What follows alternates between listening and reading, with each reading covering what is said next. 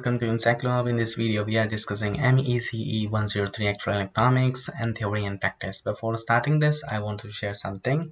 Firstly, please save these numbers for future purposes. If you are looking for any difficulty in the studies or anything, and we provide the technical issues, problem solving. So save this number firstly, and now let us discuss about the course which is MECE 103. In this paper, there are total 5 to 7 questions, and for your informations, we have solved all the papers. If you are looking for the answer of these, so please contact us on our WhatsApp number, and we will give the details about this. And if we are providing in the PDF and the handwritten as well.